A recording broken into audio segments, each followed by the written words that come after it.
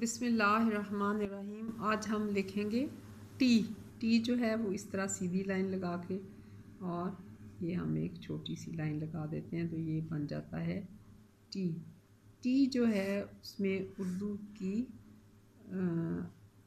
लफ्ज़ है टे। टे की आवाज़ निकालता है। टी से बनता है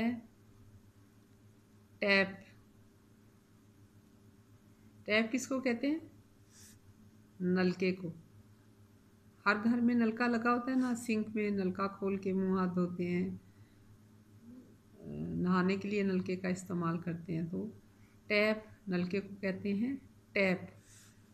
इसके अलावा आप देखें कि आपके ट्री, ट्री भी टी से शुरू होता है, TREE,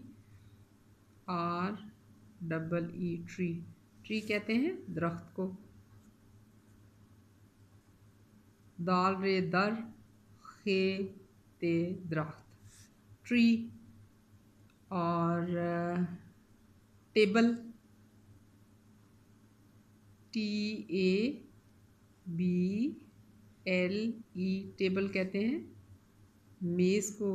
मीम ये मे और हमने आगे जाल लगा दी तो ये बन गया टेबल।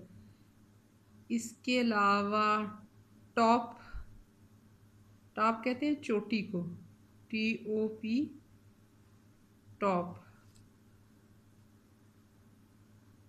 पहाड़ की चोटी या किसी बुलंदी को कहते हैं टॉप।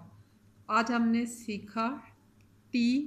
टी जो है जैसे उर्दू में लफ्ज़ टी है, ट की साउंड निकालता है।